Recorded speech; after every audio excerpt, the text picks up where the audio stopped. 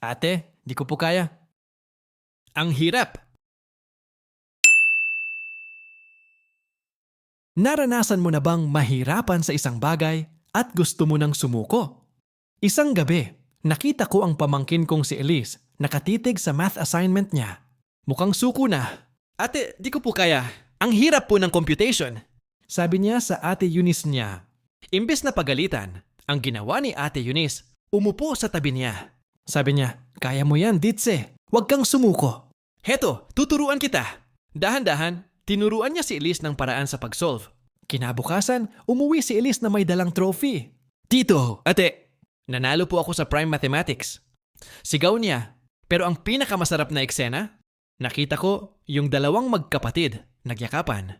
Si Elise masaya dahil nanalo siya. Pero si ate Eunice, doble ang saya. Ang pagninilay natin, sabi nila, ang tagumpay. Mas masarap pag may kahati. Pero mas totoo to, ang tagumpay ng kapatid mo ay parang tagumpay mo na rin. Imbes na mag-inggitan, ang pinili nila ay magtulungan. Yan ang tunay na aral mula sa tahanan. Ikaw? Handa ka bang maging bridge para sa tagumpay ng iba? I-share mo naman sa comments. Maraming salamat sa panonood ng ating aral mula sa tahanan. Mag-follow na para sa mga susunod. Panating episode na siguradong may bago ka na namang matututunan.